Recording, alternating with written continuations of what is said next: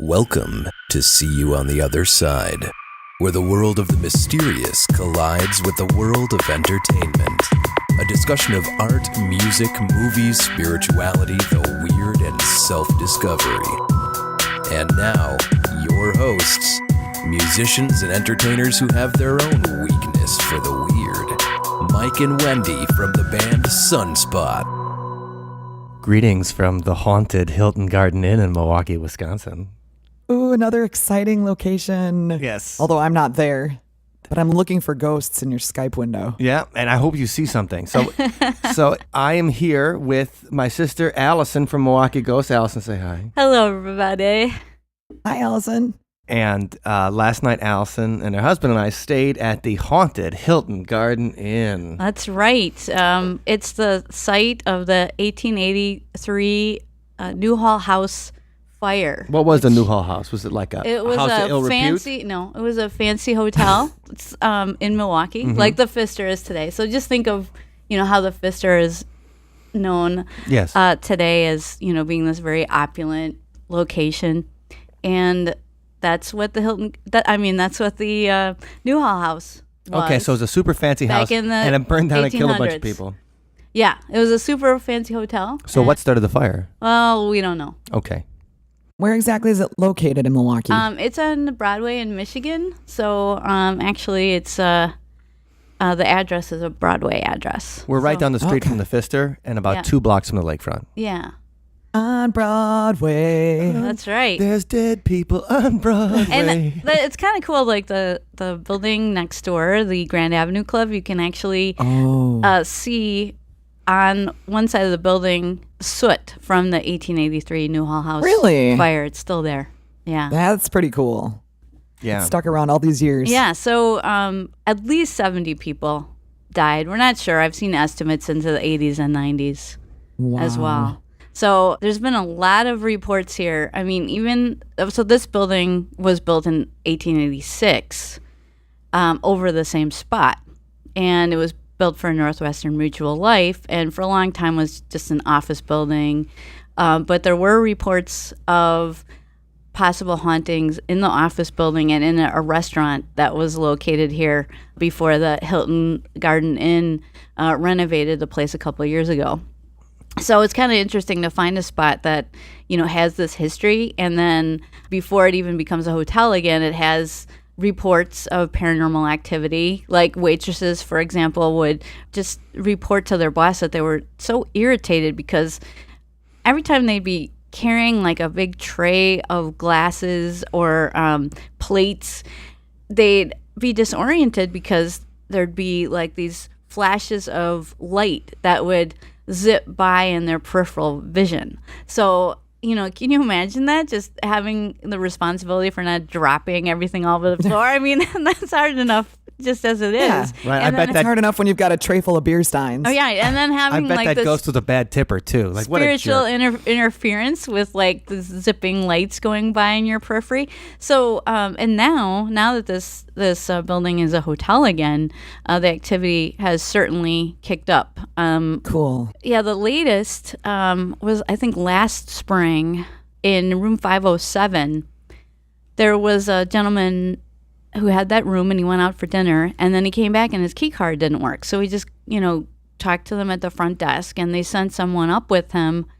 And indeed, the key card would not work, even though they made another one for him. And then they heard all kinds of crashing and banging in the room as if there was some kind of intruder in there, just, ransacking the place. And so the security guard that came up with them is just like yelling into the room, "Open that door! Open that door! We're calling the police!" And then suddenly, after a little while of crashing and banging, and seemingly ignoring the security guard, there was just this click, and then the door swung open just a little bit. And then so they both went inside, and nothing was out of place. And there was nobody in there. Yeah. And we're in 326, which, from what I've heard, has a long history of being a problem. Even when the hotel rooms were It's a pretty swank room. There's Yeah, like 2 it's- rooms to it. There's a bedroom. Yeah, it's a suite. Wait, And then- are you sure it's just not where they put the problem people? Yeah, that's probably where we belong anyway. But when they were building out the room, apparently they had trouble, like even getting the door on. And then when one of the employees was going into the rooms and installing all the lamps, he plugged in one of the lamps in room 326 and it immediately started on fire. So that's a problem. Right. There's no fire, though. What we did, so last night, like when we walked around the hotel, we went up to room 507, we went to the hotel bar and kind of investigated the place. I left the laptop up with a camera. And so we would walk around, we would see, like, now we're outside of the room, is there anything going on, and check in. Oh, cool. Yeah. So nothing happened. Oh, but we go to the bar and we start talking to the bartender. And he goes, yeah, I've heard some stories. Nothing much happened to me except, the elevators. I'm like, what's that? He's like, well, sometimes the elevators just like open and close on their own, like somebody's coming in and out. Yeah, I heard that they're old elevators, right? Yeah. Yeah, I heard that the service elevator, the freaky thing that it does, that many people have reported now, many employees here, is, you got to press the button for it to light up. Well, what employees report here is they walk towards the service elevator, and as they're approaching it, the button lights up. So it's kind of a courtesy thing. The ghost just pushes the button for you, right? I love it when somebody does that too, like when you're coming with all your bags to the elevator and somebody's just standing there. I think it's just the service elevator, though. I don't know if it's the regular elevators, but that would be nice. They could maybe extend their purview and when I talked to help people out. When I talked to the lady at the front desk last night, so as we were getting some extra cups or something, I go, okay, we're staying in room 326. Has anything weird happened in that room? And she goes, oh, yeah. And she'd been here since the place opened. About 3 years ago, I think, is when the Hilton Garden Inn opened down here. And she said that nothing has happened for about a year, but the last time something did happen, the woman who was staying in this room just took all of her stuff and came downstairs. She said there was some commotion happening in the closet, and it wouldn't stop. And she was so scared that she took all her stuff and just slept in the lobby. They had no extra rooms, so she slept in the lobby. And the lady was like, yeah, and we went up there and checked the closet. There was nothing there. But the woman was so terrified and heard the commotion that she wouldn't step foot back in the room. So it was the woman who was in the room is the only person who witnessed it, though. Yeah. But other people have witnessed things in this room. Like a room inspector came in and was just checking the room to make sure it was ready for the next guest and everything looked clean and in its place. And then as he came out of the room, there's a few big mirrors in here. And he noticed that in one of the mirrors, there was this big smeary handprint from top to bottom. And he had just been in checking that and, of course would have noticed that first thing. Yeah. And, so in the matter of a few seconds, just going in and out of the room, that happened. So that's pretty creepy. It would happen today. Yeah, we still have a little time left. Yeah, it's a little while left. The only thing that happened here is that I set this mic stand down under the television, and it seemed to fall off the side of the cabinet. So, I mean, somebody doesn't want you podcasting. No, they hate the podcast. Well, they should interfere with the podcast, right? And maybe send us a message like "Get out," or we could pick them up on the we could pick them up as EVPs. Right, so I'm editing the show. Yeah, so when I'll be listening. Listen close for any kind of strange microphones. We have 2 microphones set up right now in the room, and we did EVP stuff last night where we would ask it and record it, and we didn't hear anything weird. But that was fun. So it was a fun time. The Hilton Garden Inn, a real nice hotel, and see if you can find something ghostly in room 326 or 507. Or 507 would be the rooms to do it.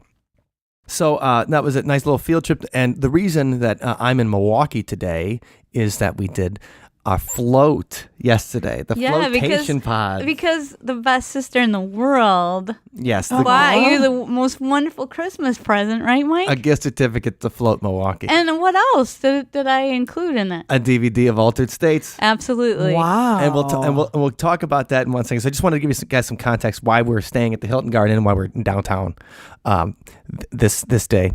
But before we get there, I have to say some very sad news this week. Wait, what? Miss Cleo. Sad news? Miss Cleo passed away.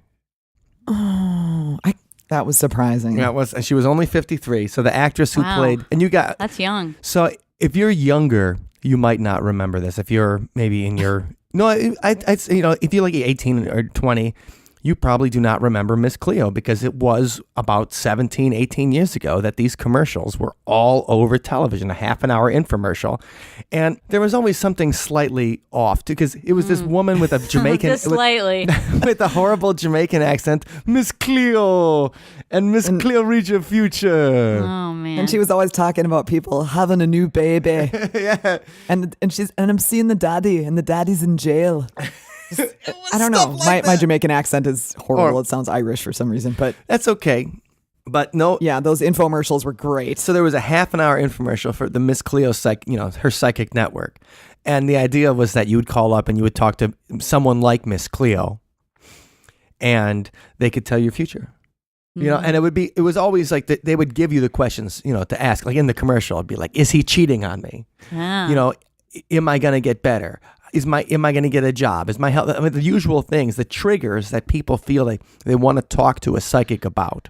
Oh, man. Are the things that they would use for the psychic network.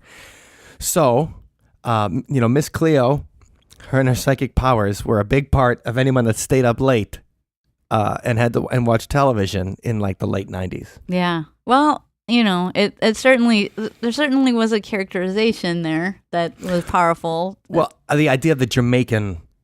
and we talked about... Cirrus. Yeah, we talked about Jamaican belief in ghosts a couple in the Ghostbusters episode when we talked about Malcolm Gladwell saying that he believed in ghosts in the Tim Ferriss podcast.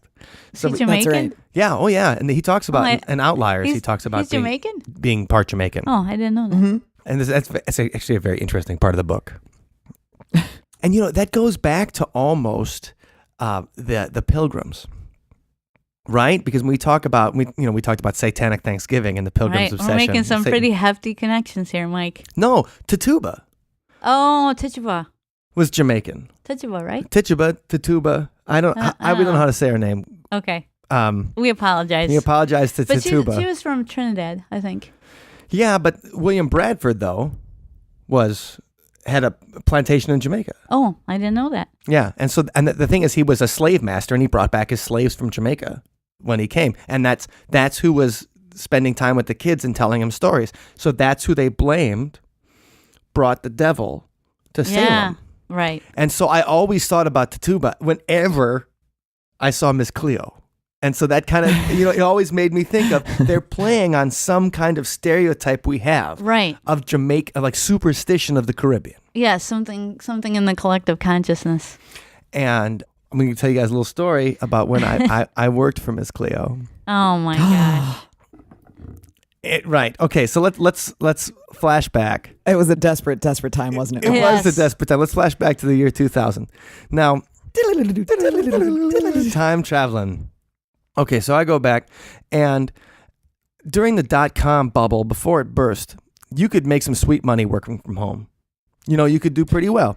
And so I was writing music reviews for this website, and I was killing and working from home, and it was great. And all of a sudden, the music reviews dried up because the website was paying way too much money because they had all this investor money, and then the .com bubble burst, and all of a sudden I had to actually find a way to work and make money. But I loved working from home. So I started looking at all the options. And one of the options was joining the psychic network and being one of the phone psychics. Being one of the phone psychics. So I applied. I'm like, okay, like, what do you have to do? Like, they train you to be a psychic? What do you do? Oh, so you thought there might be some training you could get. Some specialized that I could get psychic training from Miss Cleo herself. Yeah, that's right. Wow. So they send you a whole bunch of emails with different, like the signs. So the people's sun signs, Scorpio, Cancer, Aquarius, and the different traits associated with each sign. They send some numerology stuff, like if people born on a certain date, that they have. If you're born on like the 6th, you might have a grumpy disposition, things like that. So they send all these generic things. And then you go through a series of phone trainings with people. And I went through all the trainings.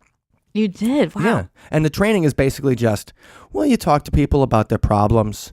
You try to give them insight. It really was more about psychotherapy, talking through problems, than it was about telling the future. So do you really talk to real people? or did Yeah. they have you just? Yeah, you talked to. I mean, talk to you talked to experienced, trained, quote unquote, psychics, and that was the job. Like I was talking to them, and the woman was who I talked to. I said, "Are you psychic?" She's like, "Well, I believe that I do have some kind of intuitive ability." And she goes, "But it really, I just have a little headset and something great to do while I'm folding my laundry, and and people paid like $3 a minute." And Okay. psychics made about Oh. 20 cents a minute. Wow. And you only got paid for the amount of time you were on an actual call. Oh wow. Well, I can't believe I never thought of this before, but like we should have done a test one. Like I call you and then you try to, Right. Like, see if. using the training that you got, you act psychic. Well, right. One thing was tarot cards. And so she's like, well, you should go out buy some tarot cards.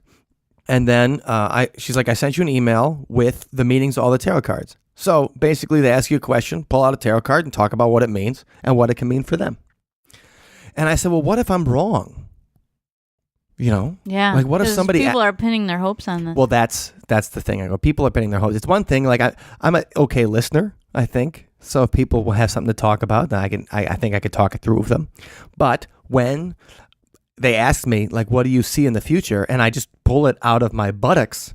I didn't feel comfortable with that. And so I said, what if I'm wrong? And she goes, well, then you're wrong. Try. And that's it. I'm like, well, what if somebody like kills their boyfriend because I tell them that their boyfriend's cheating on them? She goes, well, that you can't help if people are going to be violent. Oh my God. You know? Wow. She goes, that's the thing. So you realized there was some social responsibility. Of course, I realized Yeah. there was a social responsibility, and I turned my phone on one night, and then I turned it off after about an hour, and I didn't get any calls. And then I said, if I give people the wrong message, then I didn't want to be responsible for if something happened because I pretended I was a psychic. And Yeah. So Well, that's very morally admirable. of yeah, you, and so Mike. then the next day I applied for the TV job, and then I had to end up working in television for a couple of years. Oh man, and you sold your soul in that I way. sold my soul on that way. Working Yeah, for, so the CBS. devil got working for you. CBS. Whichever way you go. So anyway, so I was one of Miss Cleo's psychics. But for you an were hour. never unleashed on No, I any never of actually. the unwitting public. I did a couple of practice readings with the woman on the phone, with the training woman, and so I talked to her. And really, anybody could be a psychic friend or whatever. It wasn't the Psychic Friends Network. That was Dionne Warwick's deal. That's right. Oh, that's different. Yeah, Psychic Friends Network was a different. This was like the Psychic Network Oh, okay. with Miss Cleo. I was Okay, putting them well, together, and I But was in error. first of all, I thought Miss Cleo was 53 back in like 1999. So yeah. Oh, I was surprised by that too. Actually, it must have been the makeup and the whole costume they had. So, Miss Cleo, you gave us a lot of late nights of pleasure. You know what I mean? Like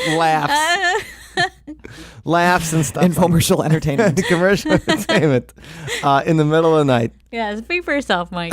20 years ago. And we're sorry that you passed away so young, Miss Cleo.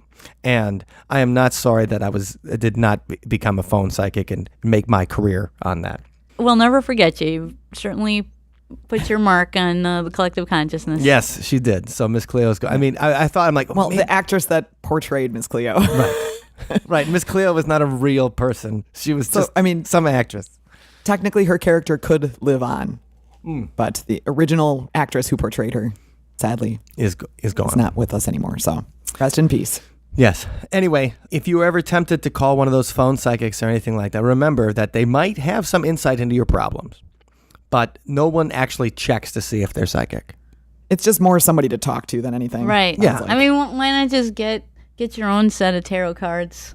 Yeah, just Hey, go to there a you go. rummage And a sale. book. I got a tarot card deck for 25 cents. Yes. Yeah, absolutely. Go to a bookstore or a rummage sale, get a set of tarot cards and do it yourself and Save a boatload of money. think about your problems and stuff like that. And maybe that'll help just as much as talking to some jerk like me over the phone who's making 20 cents per minute. And also to try to keep people, you wanted to keep people on the phone as long as possible oh too. man, So I'd be like, well, I tried this that tarot. could be their last dollar. You don't know. Right. And that's the thing too. Like people thought that we're talking to a psychic and they're actually talking to me playing the tarot. I did not feel completely morally comfortable with that. Okay. Well, that was a good choice, Mike. Respect your morals. Yeah. So, okay. So what I do feel morally good about is our new patron. Yay! We have another one. Yes. Thank you very much, Mr. Gary Hart. You are Yes, great. Gary. Welcome to the Patreon Sunspot See You on the Other Side community. And this is really exciting. So Gary's subscription now has brought us to our first goal. We've met our first goal. Hey, that's all right. Yeah, so that means, just looking at the rewards here. So we reached our goal. Our first goal was to cover the server costs for the podcast and the website and everything like that. But to reward everybody, the team, our current team that's sponsoring us, we are going to make a special thank you video, and we're going to find a haunted location in Wisconsin where we'll film it. Okay. So isn't that exciting? That is exciting. That means a field trip. Yes. So we'll film ourselves thanking each of the patrons that got us to this point. And so thank you, Gary, for joining the team. And we're excited to have you join our upcoming Google Hangouts, Coming soon. which will be lots of fun. Okay, and if you guys are interested in becoming part of that too, othersidepodcast.com/donate is where you find that. othersidepodcast.com/donate, and you can find a link to that in the show notes at othersidepodcast.com/103, That's right. where you also find links to floating. So, Allison, what made you want to float? Altered States. Okay. Whoa. Okay, The hold on a movie second. Altered States. So When you say floating, I picture you guys like a couple of helium balloons on strings. that'd be sweet if it What are was. you talking No, about? that's just every other day. So what you do is you go into a tank filled with salt water, and there's so much salt in the water that you've taken a salt bath Okay. after a run, Wendy. Oh yeah, Epsom salt, but I don't yeah, it is like, float Epsom in salt. it. That's what they exactly the put same in there. thing. But they put like 500 pounds Lots of in it. there, 1,000 pounds. Yeah. a lot. Well, one time my family took a vacation to the West. We went out west. We did the whole national parks thing and everything. And one of the places we stopped was in Utah, and we swam in the Great Salt The Lake. Great Salt Lake, absolutely. And we really floated. It's true. Yep. We did that too, Allison. I don't think we looked at the Great Salt Lake, but there was a lot of other things was floating just- in it at the time, so we didn't actually get in. There was It was Lots of disgusting. Don't get me wrong. garbage. It was swarming with flies and other like critters and things like that. But we were insistent. We wanted to know if it was true that You can float? Okay. Yeah, so well, we did. there's a safe way to do it. And we went to Float Milwaukee was the place we went to yeah, yesterday. Safe and sanitary. And on Lake, the Great Salt Lake, they have filtration and lots of it. Mm-hmm. So, and it was really effortless to float in the flotation pods. They were the pods, not the tanks. It was super There's a- comfortable too. Yes. There's a lot of different kinds of models. So scientist John C. Lilly, he was the one who invented flotation back in 1954. And he tried a lot of, different designs. And so the design that we used was called the pod. And so when you get so it's like sensory deprivation. Yeah. You were It's pod people. It's a Yeah. sensory deprivation chamber. So you But is it you're sitting upright? no, you're laying down Oh, and you're just floating. so And it's a bathtub yeah, it's like a big bathtub. with a lid. With a big dark bathtub, but super comfortable, and you can have some meditative music play in there. Or you can just put earplugs in so there's no sound. Yeah, or you can turn the music off. I turn the music off most of the time, and then there's a blue light too.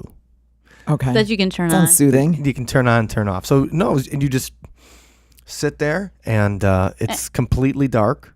And you feel like completely weightless. Mm-hmm. Oh, and also the water is body temperature and the air is body temperature. So the idea is that you can't tell where the air and the water and your body and everything Nice. starts and stops.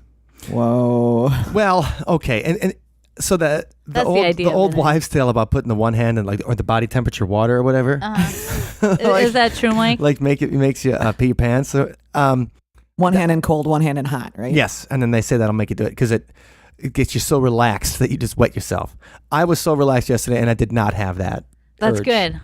I think everyone who's subsequently using the tank Is glad that is that- glad. Thank you So for were that. you guys in the same room together? Like No. Oh, No, because you're buck naked. I didn't know if you were like hanging out chatting like when people go to the spa, together, Oh, like friends, yeah. friends day at the spa. No, it's a very know if it was- it's a very solitary experience. Okay. Yeah, you have your own room with a shower in it and the pod. And, Okay. you shower before and after. Okay.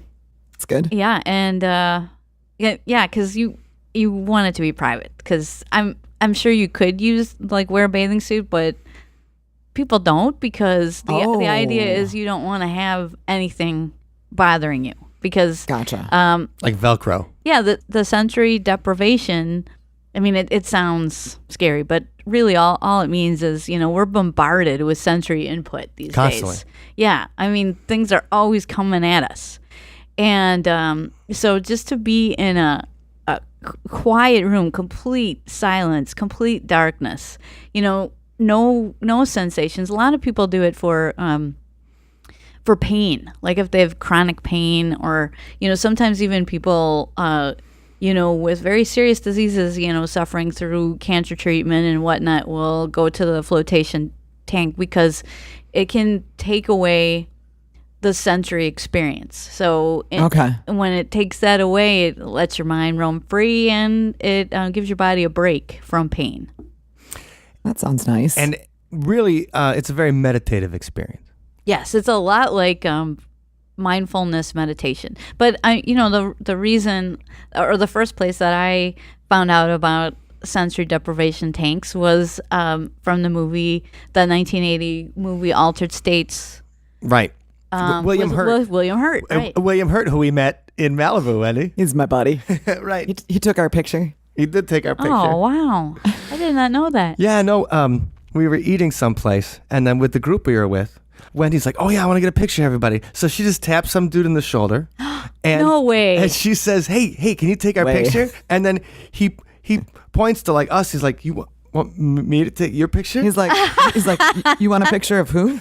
Right. We're like, And I'm like, I didn't know who he was, so I'm just like, Oh my! us. Oh no! So he's No, it was fine. It was cool. He cracked a joke. We smiled, and now we have a picture of us that William Hurt took. yeah. but you don't have a picture of you with William. No, Hurt. and I think that's better. Oh my I think we should have a bunch of pictures of us taken by celebrities rather than a bunch of pictures of us with celebrities. It's way cooler to be like, yeah, no, William Hurt was a photographer on this. Like, we'll give him a photo credit. No, but right, because and I'm like, holy, that's William Hurt. And Mike just turned pale as a like, ghost. And I'm like, He's what? like, He's like, Wendy, Altered States. that's William Hurt, and I'm like, William who? I Oh, just had no idea. and he's awesome in the movie Altered States. oh, And well, he we go- love you, William Hurt. And he goes in the sensory deprivation tanks, the floating tanks. Yes, yeah, that movie. I watched it this holiday season because when I bought you the DVD, Mm-hmm. I also bought myself the DVD and I watched it again, and it made a lot more sense now that I know what I know. Yeah. They talk about scientists studying consciousness. Written by the great TV writer Patty Chayefsky, who also wrote Marty, which Ernest Borgnine won his Academy Award for. Why? We've talked about Ernest Borgnine on this podcast before, have we not? Oh, we have. I believe we talked about Ernest Borgnine a whole bunch of times. You have a thing for Ernest Borgnine, I guess. Because I loved him as Cabby in Escape from New York. Oh, okay. So that's why you just can't let it go. That's why I just love Ernest Borgnine. And plus, he has a connection to Milwaukee with the Great Circus Parade. And my sister met him at the Great Circus Parade. Right. Because she And- won and the did- Kool-Aid coloring contest. Did he take a picture of her, though, is the The question of the day? She's got a picture somewhere. So, I'll have to try to find it. anyway, so Altered States, it's scientists studying consciousness. Right. And so they really mention a lot of people who were real scientists studying the mystery of consciousness. And so now, when I watch the movie, I'm like, oh, I know. Hey, that's a real guy. Hey. So that was kind of And fun. William Hurt goes in the flotation tanks. They Yeah. change the consciousness. And, like, he starts devolving. Yes. I was wondering. Okay, so He comes this is out like a monkey. Really cool, actually, because I have been thinking. I keep seeing all these ads and Groupons and things for flotation or float rooms because one just opened in Madison also, and I'm like, is this the newest trend? I thought it was a newer thing, but It's it sounds old. like it's been around for quite a while. 1954. Yeah. But now it's more of a thing. Like Joe Rogan talks about it on his podcast. the Fear Factor Joe Rogan So guy. if Joe Rogan talks about it, it must be good. No, well, but Joe Rogan's podcast is very popular. That's And right, He's like floating's biggest Proponent. celebrity. Besides Endorser. William Hurt, Joe Rogan is the floating's biggest celebrity endorser. Well, I mean, don't worry. It won't turn you into like an ape or a UFC fighter, so you don't need to worry. Right. Well, Joe Rogan is pretty Thank ripped. goodness. I wanted to come out ripped. You did, okay. Yeah, and You Or emerge with a from the little pod like And a that. instead I little just more hair in your ears, maybe yeah, no, ripped, or a little bit more hair in my. I just came out with salt in my ears. Oh. But the full experience. That won't kill you. Don't worry. So, people see things. So everybody at Float Milwaukee was very nice. Oh yeah, tremendous. It was Glenn and Allison were the people we talked to. That's right. And Allison we talked to for a long time, the employee there. And we'll put pictures up. So we'll walk you through the float experience. I took pictures of everything. So you get in there, you put on your shower shoes, like a spa, and then you hang out and wait for your float pod to be ready. Mm-hmm. And we had talked to Allison, the employee there, for a long time. And she said her first floating experience, she had an out-of-body experience. Oh my gosh. Yeah. She's like, I had an out-of-body experience the first time I floated. She's like, that's not normal. I'm like, well, no. Did she tell you more about it? Like, what? She just said that she could feel herself getting out of her body, Cool. leaving her body. Well, And that would be worth the money. yeah, I'm like, that's obviously like, Yes, I want to get out. If you gave me an out-of-body experience Yeah. for my Christmas gift, that'd be Al, you're the best Secret Santa ever. So you get in there, and then they take you for a little tour, and you go in, nice showers. They've got body wash and shampoo and conditioner and makeup things for ladies or dudes, whatever. Okay. Like a spa. Yeah, like a spa. And then and petroleum jelly. petroleum jelly. And that's what you put on the, let's say you have some tenderness or cuts. Nicks or Oh, sores right. You don't or whatever. want salt going in there. You put Right. your petroleum jelly on there. So they say don't shave the day of a Yes, float do not shave. because you're sitting there for an hour. Marinating in salt water. Yeah. Preparing yourself for the alien barbecue. Right. You're basically turning yourself Tenderizing. into a boiled potato. So you jump in, and then the voice starts, and it looks like you're getting into some kind of like Doctor Who prop. Hold on. The voice. Yeah, a voice. The voice starts? It's like a woman. She's like, and now your float's about to begin. And then you get in there and you're naked and you go in and the lights are off and you lower the pod over yourself and then you can turn the blue light on. The blue light looks like a science fiction-y blue light. Mm-hmm. I mean, I put a picture up and you'll see this in the show notes, othersidepodcast.com/103, where we'll put the pictures of the pod and the kind of blue light it is. And then the meditation music comes on, the science fiction-y blue light goes, and then you're in the pod. And you float right away. There's no like slowly coming up. You just jump in. You don't jump in. Like it's not a big splash, like a belly flop. It's only like, what did they say? 6 or 7 inches of water. 6 to 7 inches of water. You're not going to, don't jump in. We do not gonna recommend. drown. Well, you can drown because people say you can drown in like an inch and a half of water, right? Well, yeah, but If you're going face first in the floating thing, you're going to die. yeah, don't float face down. That's the big tip. So you go in there face up, and that's it. I had my eyes closed most of the time and was just counting my breaths. And it's great because when else do you force yourself to do nothing for an hour? Yeah. And I was wondering how like the passage of time would feel in such a situation, because when I try to meditate, I usually put the little meditation bells alarm on so that I know when the 15 minutes is up or whatever.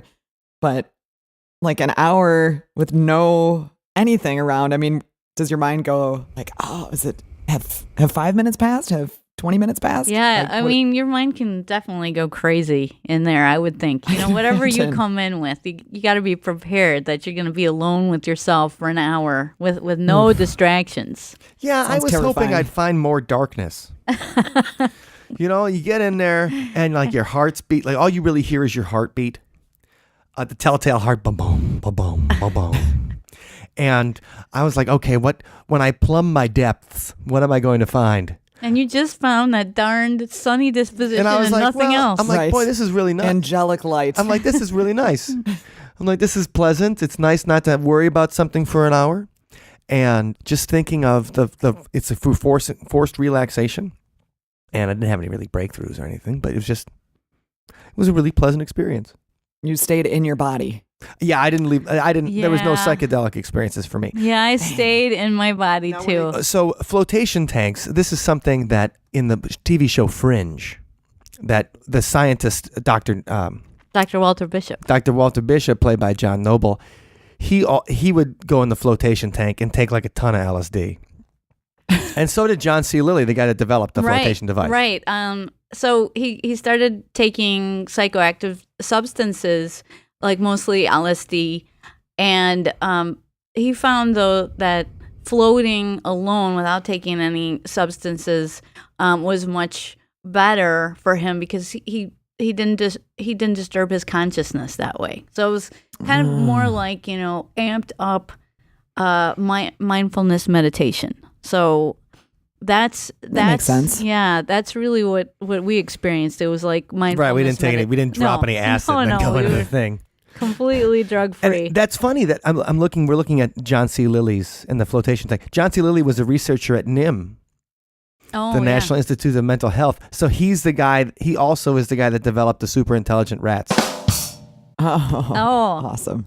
I don't think that's Good true. one. Okay. That were in that movie. Yeah, no, Mrs. Frisbee. But so speaking of pop culture references, though, I was thinking too in Minority Report, the psychics that they have in there, like predicting the future.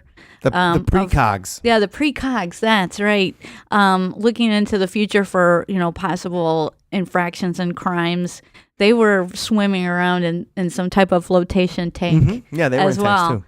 And then most recently, I watched the Netflix series Stranger Things, which I would really Everybody's recommend. talking about Stranger Things, and I haven't seen it yet. So that's next. I just finished Orange is the New Black. So that's the next on my list. Well, no spoilers here, but I was just so excited because I knew we had this float planned when I was watching Stranger Things, and I saw that the flotation tank figured prominently in the series. So I won't say anything more than that. But they do the flotation tank. Yeah, and it was the idea behind how it was used in Stranger Things and in Minority Report and a lot of different pop culture references is that it can heighten psychic abilities because you don't have all these other external inputs. You don't have this external stimuli distracting you.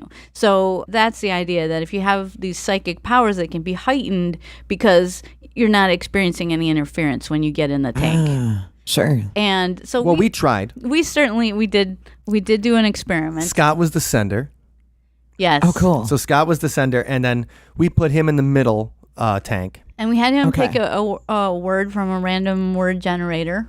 And then I went to the side, because originally we were like, well, maybe Allison should be the sender, I should be the sender. But we wanted to eliminate, number one, gender, and number two, okay. sibling. Yeah, that makes sense. So Scott's the That's sender, logical. and we tried to pick it up. And And we failed miserably. yeah, I Oh, got nothing. The word was dancing. Yeah, the word was dancing. Oh, and we had the people at the center play along too. Right, they were like our controls. Yeah, they weren't in the tanks, and they wrote down a word too everybody wrote down a word when we came out to see if it would match up. And the word was dancing, as you said. And I got the closest though. I was thinking tumble or rattle. Mm-hmm. And I was thinking horse. yes. I don't know why I saw a horse. I saw a horse, and I saw the word Oregon with an IN afterwards. And I just saw that randomly at some point. And that's why I that was is like, weird. It's like Oregon and maybe it was origami. origami. It could be. And so I was like, it wasn't Oregon. And Scott's like, why would I, like Oregon? I'm like, shut up. And then he abused me. Oh, as he Well, does. hey, that's a good reminder too that we're still running our experiment That's right. from the Star Trek episode. So if anybody has any results, please send them because we're still running some tests on that, and we'll share the results soon. And there's a little binaural beats video that we posted to YouTube that you can use to get to entrain your brain into the alpha state, alpha waves. You will get in there and you will entrain your brain with that binaural beat Star Trek influenced track on the tube. Right. And the tube's EU.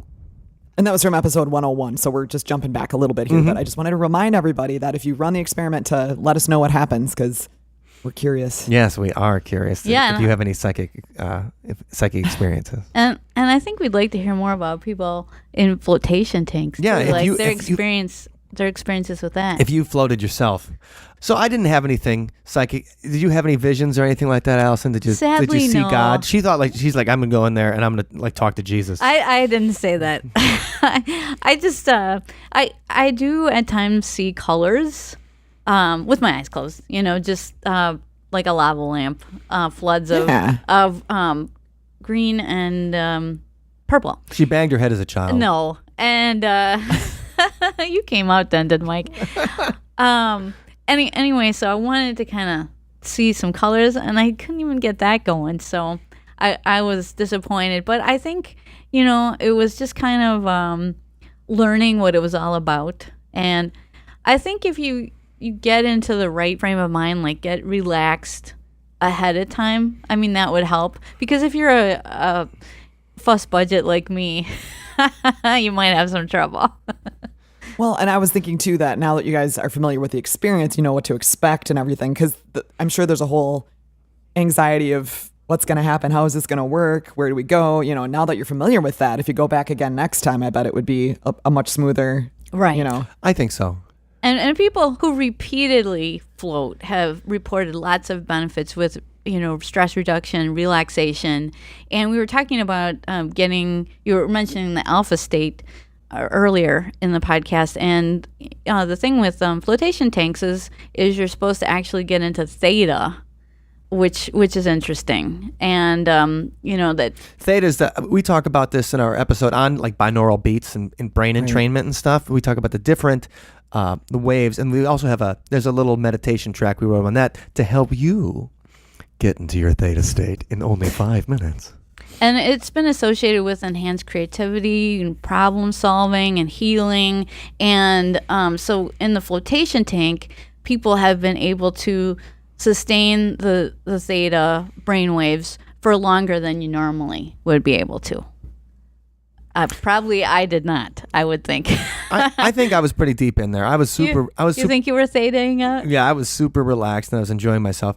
That's cool. And what I think is interesting though is that if you look at the flotation stuff online, now this is a warning. We're going to put up some videos, like flotation videos and stuff. If you put up some flotation stuff online, it's just going to look like a bunch of stoners doing it.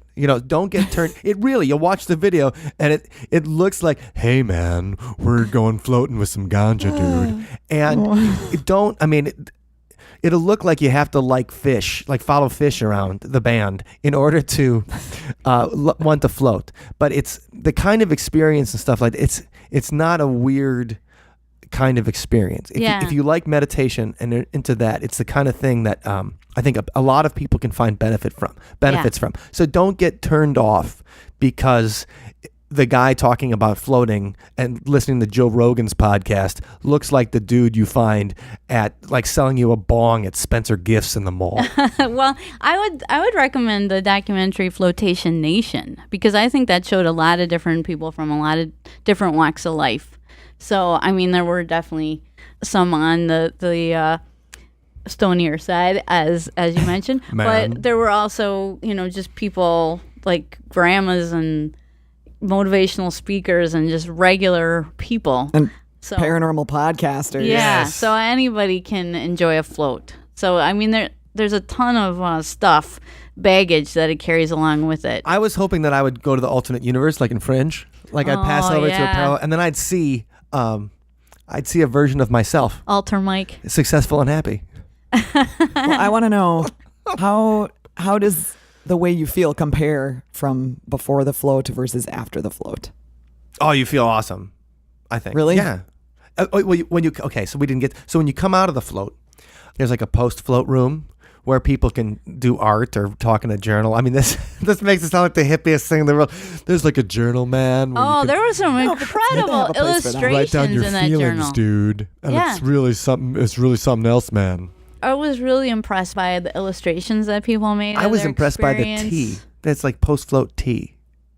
And That sounds delicious. the tea was delicious. Yeah, people really. Yeah, the tea was delicious. Like we hung and- out for like an hour just talking Yeah. to people and post-float. Yeah, And I felt you like do. $1 million. You feel super relaxed, and Well, number one, being away from my phone for an hour was Yeah, a delicious yeah. experience. Like, you're like, oh my God. Like, I didn't take your phone in the float tank. No. That's no when that I be didn't good. have any kind of notifications go off for an hour. I didn't think about what I had to do for an hour. And so I kept that going for the next hour too. And it just felt great. And so That's awesome. So as a one-off experience, you can still get benefits from it, even if you don't leave your body or anything like that. Right. You're still, there's a therapeutic element to it. I think so too. And the one thing about meditation is that when you meditate, you really are taking it's for yourself. It's not for anybody. It's taking time to take care of yourself. And this is the same kind of thing, because there's no, you're in the float and you're taking care of yourself. And that's a nice thing. And I think a lot of people don't do that enough, where they just say, like, you know what? I need some me time, baby. This is for me. Yeah, so schedule some me time. And get yourself a flotation tank session. Yeah, I think so. And you don't have to, you don't have to drop acid to have effects from it and have it be a really positive experience. That's right. The creator himself, John C. Lilly, said, it's better without. Yeah, because you can really, it's a chance to examine your own consciousness. Dun, dun. And I mean, that sounds deeper than it needs to be. But it's, I was expecting in there to walk in and see the Nietzschean abyss. And instead it was just an hour. It was floating. it was like the sun from Teletubbies came out, right? It's a big and sun. started singing. Hey, everybody. Anyway, so the float's great. I'd recommend it if there's one in your town. It's something that is fun to do. Take some time for yourself and give yourself. The worst thing that can happen is that you just do nothing for Drown. Yeah. Well, the worst thing that can happen is you die. No. Nobody dies in the flotation. Nobody dies. But you will get salty. But it feels silky smooth. It does. So no, we had a great time in the float. And if you do go, please let us know Yes. how it went. Right. And especially if you saw something, if you had an out-of-body experience yourself. Let us know how to do it. What was your set and setting? Well, I think it's really interesting that one of the things that Allison from Float Milwaukee talked about yesterday was that when you're there and you don't have any kind of sensory overload and you don't have the distractions, you can focus on parts of your body that feel pain. You can focus on parts of your life that need work. And you go in there and, like, so if your leg hurts or something, and you can think about, how can my body heal my leg? And so you can send your mind bullets, you can send your Jedi mind bullets right to your leg to heal it. But there is actual scientific proof that people that think they're healing will heal more quickly. Power of positive thinking. And there was a guided visualization experiment. I remember that was done when I was in college 1,000 years ago. And these kids who had cancer were playing video games fighting the cancer.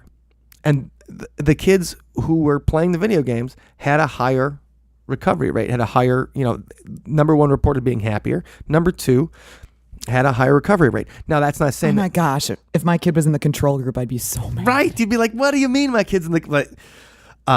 right. That's a sad thing. But you're not saying that you can just cure things with mind bullets, because you can't. That's going on and saying that everybody, because people will say, like, well, if you're sick, it's your fault because it's what you believe. That's not fair. But it is to say that if you are feeling sick, and if you're the kind of person that believes in this kind of stuff, and I didn't for a long time, but I believe in it now, that positive thinking can help you do it. And floating and thinking about your leg or whatever, or your illness and stuff like that, can really have a positive effect on you. So if you are open to that, then do it.